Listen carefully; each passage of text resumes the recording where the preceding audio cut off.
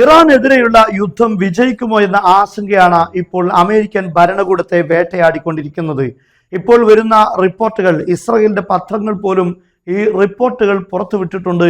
അമേരിക്കയെ സംബന്ധിച്ചിടത്തോളം ഇറാൻ അതിശക്തമായ വ്യാപകമായ ഒരു യുദ്ധത്തിലേക്ക് കടന്നാൽ പിടിച്ചു നിൽക്കാൻ കഴിയുമോ? അതായത് അമേരിക്കയുടെ പ്രതിരോധ സംവിധാനങ്ങൾ കാര്യക്ഷമമായി പ്രവർത്തിക്കുമോ എന്നതിലപ്പുറം ഇനി പ്രവർത്തിച്ചാൽ തന്നെ എത്ര ദിവസം അതുമായി മുന്നോട്ട് കൊണ്ടുപോകാൻ അമേരിക്കക്ക് സാധിക്കുമെന്ന പ്രധാനപ്പെട്ട ചോദ്യം ഉയർന്നിട്ടുണ്ട്.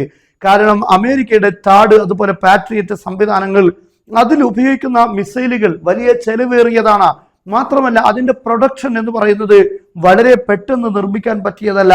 അതിനെല്ലാം കാലതാമസങ്ങൾ എടുക്കും. എന്നാൽ ഇപ്പോൾ നിലവിൽ അമേരിക്കയെ സംബന്ധിച്ചിടത്തോളം മിഡിൽ ഈസ്റ്റിലെല്ലാം ഈ പ്രതിരോധ സംവിധാനങ്ങൾ വിന്യസിക്കേണ്ട സാഹചര്യം ഉണ്ടായിരിക്കുകയാണ്.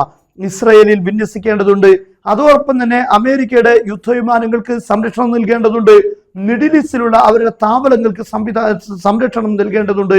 ഇങ്ങനെ തുടങ്ങി വലിയ രൂപത്തിൽ പ്രതിരോധ സംവിധാനങ്ങൾ വിന്യസിക്കേണ്ട സാഹചര്യമാണ് അമേരിക്കക്കുള്ളത്. എന്നാൽ ഇറാൻ 4-5 ദിവസങ്ങളിലപ്പുറം ഈ യുദ്ധം മുന്നോട്ട് കൊണ്ടുപോയാൽ തന്നെ അമേരിക്കയുടെ പ്രതിരോധ സംവിധാനങ്ങൾ പരാജയപ്പെടും, അല്ലെങ്കിൽ മിസൈലുകളുടെ ലഭ്യത കുറവ് ഉണ്ടാകുമെന്നാണ് അന്താരാഷ്ട്ര മാധ്യമങ്ങൾ വിലയിരുത്തുന്നത്. മാത്രമല്ല അതേസമയം അമേരിക്കക്ക് മുന്നിൽ ഇതിനുള്ള ഒരു പരിഹാരം ഇലക്ട്രോണിക് വാർഫെയറുകളാണ്. പക്ഷേ അത് ഇറാന് മുന്നിൽ വിജയിക്കുന്നില്ല എന്നതാണ് സത്യം. ഈ കാര്യം മാർക്കോ റൂബിയോ ഇപ്പോൾ കൃത്യമായി പറയുകയും ചെയ്തിട്ടുണ്ട്. അമേരിക്കയുടെ വളരെ പ്രധാനപ്പെട്ട കോമ്പസ്കോൾ എന്നറിയപ്പെടുന്ന യുദ്ധവിമാനങ്ങൾ, ഈ വിമാനങ്ങൾ മിസൈലുകളോ ബോംബുകളോ വർഷിക്കാൻ വേണ്ടി അല്ല ഉപയോഗിക്കുന്നത്. അതേസമയം ശത്രു രാഷ്ട്രങ്ങളുടെ കമ്മ്യൂണിക്കേഷൻ, അതുപോലെ തന്നെ റഡാർ സംവിധാനങ്ങൾ, ഇതിനെയെല്ലാം തടസ്സപ്പെടുത്താനാണ്.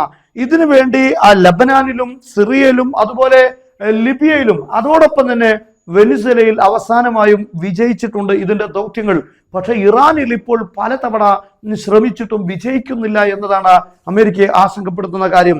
ഇത് ചെലവ് കുറഞ്ഞതാണ്, ഇതിന് മിസൈലുകളെ പോലെ പ്രശ്നങ്ങളില്ല. അതേസമയത്ത് ശത്രുക്കൾക്ക് വലിയ രൂപത്തിലുള്ള പ്രതിസന്ധി ഉണ്ടാകും. കമാൻഡ് സിസ്റ്റങ്ങൾ ഇതോടുകൂടെ പ്രവർത്തിക്കാതെയാകും. സൈനികർക്ക് നൽകുന്ന നിർദ്ദേശങ്ങൾ നൽകാൻ കഴിയാതെയാകും. ഇങ്ങനെയുള്ള ഒരുപാട് പ്രതിസന്ധികൾ സൃഷ്ടിക്കാൻ ഈ വിമാനത്തിന് സാധിക്കും. കോമ്പസ്കോൾ ഇപ്പോൾ അമേരിക്ക ഉപയോഗിക്കുന്നത് EA-37B എന്നറിയപ്പെടുന്ന ഈ പുതിയ കോമ്പസ്കോളാണ്. മുമ്പ് ഉപയോഗിച്ചിരുന്ന വിമാനത്തെക്കാൾ വലിയ സംവിധാനങ്ങൾ ഇതിലുണ്ട്. പക്ഷെ ഈ വിമാനം കഴിഞ്ഞ ദിവസം UAE-യിൽ നിന്നും പറന്നുയർന്ന് ഇറാനെ ലക്ഷ്യമാക്കി നീങ്ങി ഇറാന്റെ പരിസരങ്ങൾ നിരീക്ഷിക്കാൻ വേണ്ടി ശ്രമിച്ചെങ്കിലും അതിനെ എല്ലാം തടയുന്ന രീതിയിലാണ് ഇറാന്റെ ഭാഗത്തുള്ള ഇലക്ട്രോണിക് യുദ്ധങ്ങൾ എന്നാണ് യുദ്ധവിദഗ്ധരായ ആളുകൾ വിലയിരുത്തിക്കൊണ്ടിരിക്കുന്നത്. ഇതാണ് അമേരിക്കയെ ആശങ്കപ്പെടുത്തുന്നത്. നമുക്കറിയാം 12 ദിവസം നീണ്ടുനിന്ന ഇറാൻ ഇസ്രായേൽ യുദ്ധം.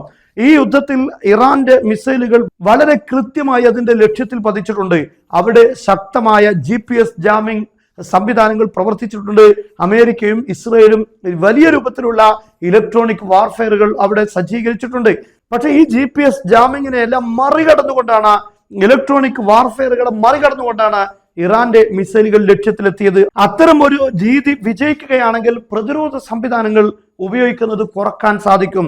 കാരണം ആ മിസൈലുകൾക്ക് കൃത്യമായ ലക്ഷ്യം ലഭിക്കാതെ പോകും. എന്നാൽ അതുപോലും ഇറാന്റെ മിസൈലുകൾക്ക് മുന്നിൽ പരാജയപ്പെടുകയാണ്. അവിടെയെല്ലാം താഡ് പോലുള്ള പ്രതിരോധ സംവിധാനങ്ങൾ ഉപയോഗിക്കേണ്ടി വരികയാണ്. എന്നാൽ അതുപോലും ഒരു 50% പോലും ഇറാന്റെ ഹൈപ്പർസോണിക് പോലുള്ള, ഹൈബർ ഷെക്കൻ പോലുള്ള, ഹർമസ്ഹർ പോലുള്ള മിസൈലുകൾക്ക് മുന്നിൽ പരാജയപ്പെടുന്നു എന്നത് അമേരിക്കയെ സംബന്ധിച്ചിടത്തോളം വലിയ ഭീഷണി ഉയർത്തുന്ന കാര്യമാണ്. അതുകൊണ്ട് തന്നെ അമേരിക്ക ഈ യുദ്ധത്തിലേക്ക് പുറപ്പെട്ടു കഴിഞ്ഞാൽ ഇറാൻ പറയുന്നത് ഇതൊരു വിശാലമായ യുദ്ധം പെട്ടെന്ന് അവസാനിക്കുകയില്ല. ഒരു വെടിനിർത്തൽ ട്രംപ് പ്രഖ്യാപിച്ചാൽ അത് നിർത്തിക്കൊള്ളണമെന്നില്ല. തുടങ്ങുന്നത് ഒരുപക്ഷെ നിങ്ങളായിരിക്കാം, പക്ഷേ അവസാനിക്കുന്നത് തീരുമാനിക്കാൻ അമേരിക്കയ്ക്ക് കഴിയില്ല എന്ന് ഇറാൻ വ്യക്തമായി പറഞ്ഞിട്ടുണ്ട്. ഇതിൽ വലിയൊരു സന്ദേശം ഇറാൻ നൽകുന്നുണ്ട്. നിങ്ങളുടെ പ്രതിരോധ സംവിധാനങ്ങളുടെ അന്ത്യം ഞങ്ങൾ എണ്ണിവെച്ചിട്ടുണ്ട്. എത്ര കാലം നിങ്ങൾക്കത് പ്രവർത്തിപ്പിക്കാൻ കഴിയും? ഞങ്ങളുടെ മിസൈലുകളുടെ ചെറിയൊരു ശതമാനം പ്രവർത്തിക്കുമ്പോഴേക്ക് നിങ്ങളുടെ പ്രതിരോധ സംവിധാനങ്ങൾ തീർന്നു പോകുമെന്ന സന്ദേശമാണ് അതിലൂടെ ഇറാൻ നൽകിയിരിക്കുന്നത്. മാത്രമല്ല GCC പോലുള്ള രാഷ്ട്രങ്ങളുടെ സംരക്ഷണം, അവിടെയുള്ള ബേസുകളുടെ സംരക്ഷണം, അവിടെയുള്ള അമേരിക്കൻ പ്രോപ്പർട്ടികളുടെ സംരക്ഷണം, UAE പോലുള്ള രാഷ്ട്രങ്ങളിൽ ധാരാളം പ്രോപ്പർട്ടി അമേരിക്കക്കും ഇസ്രായേലിനുമുണ്ട്. എന്നാൽ ഇതിനെല്ലാം സംരക്ഷിക്കുക എന്നത് അമേരിക്കയുടെ ബാധ്യതയാണ്.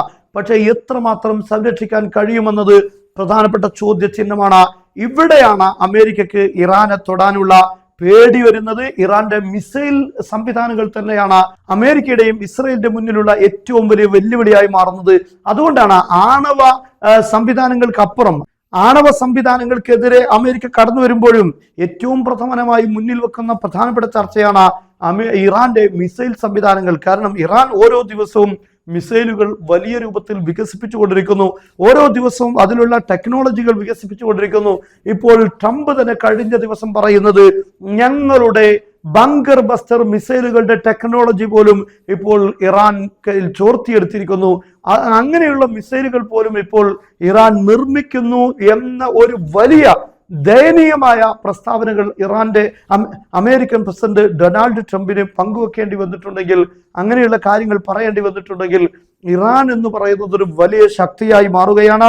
ഇസ്രയേലിന്റെ മിഡിൽ ഈസ്റ്റിലെ നിലനിൽപ്പിന് പോലും വലിയ ഭീഷണിയാകും എന്നതാണ് ഇപ്പോഴത്തെ സാഹചര്യം. ഇതിനു വേണ്ടിയാണ് അമേരിക്ക ഇപ്പോൾ പെടാപ്പാട് പെട്ടുകൊണ്ടിരിക്കുന്നത്.